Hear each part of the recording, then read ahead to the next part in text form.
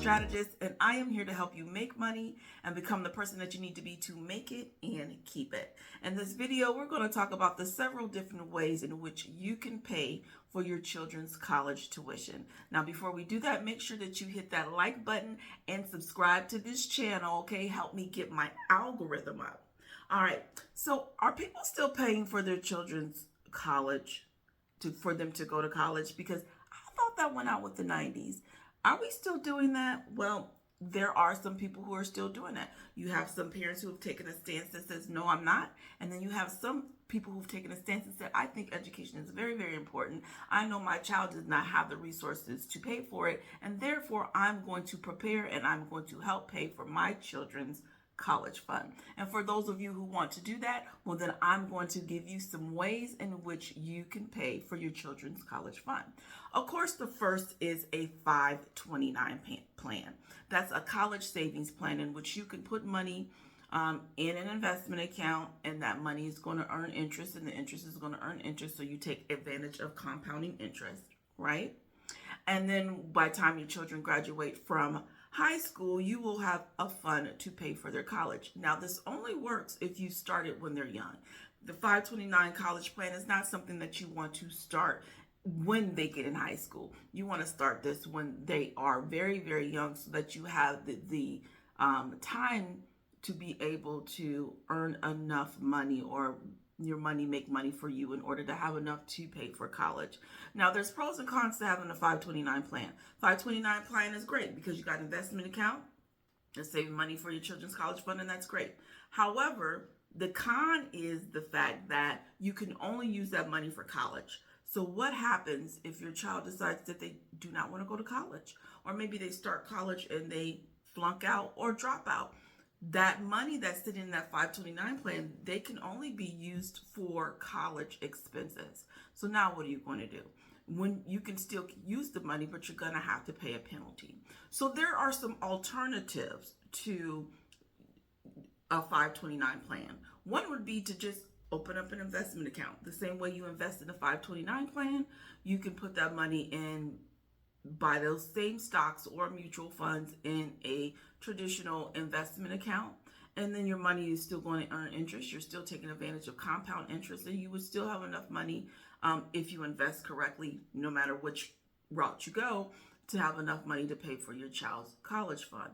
The other alternative is an IUL. But again, an IUL is something that you have to think about when they're young. That's something that you want to start when they're young. You put money into an IUL, and it's an insurance policy that has an investment account attached to it. So part of your premium goes towards paying for the life insurance, which you should have for your child anyway. And then the rest of the premium goes into an account that is tied to the index fund. And as the index increases, the insurance company will credit you money in your investment account for that increase in index funds. And if the index fund doesn't do well or decreases, well, guess what? You don't lose any money. Your money is still sitting there in the savings account because it's not actually in the stock market. The insurance company is the ones who are investing, and then they're crediting you the profits of the index fund increasing. So that's another alternative. If you do that, that's a wonderful way to save for their college fund. That money would be tax-free. And then guess what? If they don't go to college, then you still have that money, and your children are still insured. Now, let's quickly go through some other ways in which you can pay for your children's college fund. Of course, there's the federal financial aid. Pay for the financial aid and see what types of grants your children would qualify for depending on your income. Now, if there's no grants, they're always going to give you the option of student loans. So that's another way that you can pay for your children's college fund, student loans or private loans. These days, they require the parent to co-sign for the student loans. Now, that is something I'm not in favor of.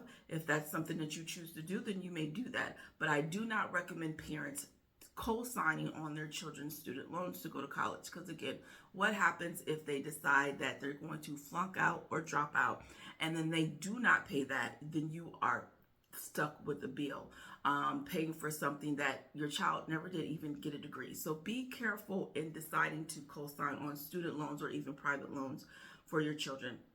Another one is just job reimbursement. Guess what, parents? You don't have to be solely responsible for your children going to college. And if you don't have the money, you just don't have the money. And you can't feel bad that you don't have it to send them to college. What they can do is get a job and get a lot of these larger companies offer college reimbursements, and some go as far as to have partnerships with certain colleges that, depending on the degree that you're going to get, they'll pay for the tuition. So that's another alternative, is for your child to maybe just go straight into the workplace or get a job and then get college reimbursement through the job.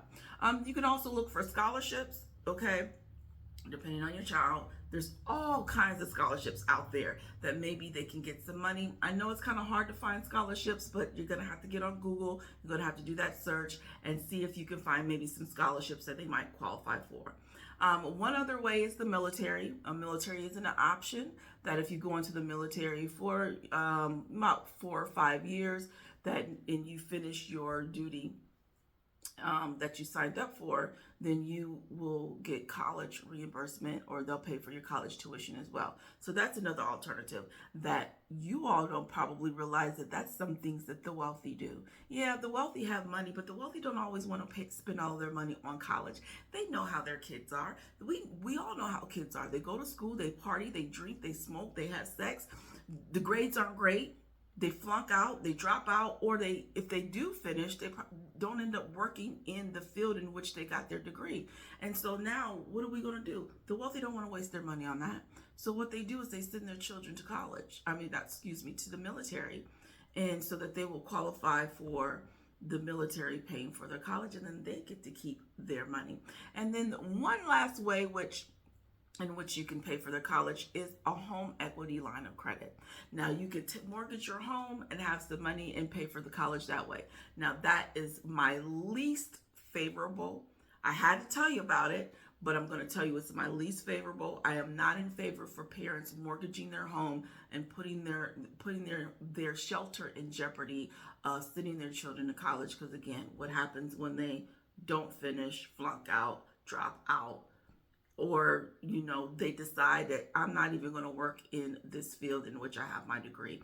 Now you've put your shelter in jeopardy for their college. Now, if you want to take that out for you to go to college, then by all means, because you going to college is going to increase your knowledge. You're investing in yourself to prepare yourself to be able to make more money, and then when you make that more money, then you can pay off that line of credit. But for your children, that's not something I recommend. All right, so for more great wealth tips, make sure that you get my book, Path to Prosperity, where I am giving you all the secrets of the wealthy, of how they manage, how they manage, multiply, and protect their money. So make sure you pick up your copy today. The link is in the description. Don't miss out on being able to build wealth from scratch using these tips that the wealthy use.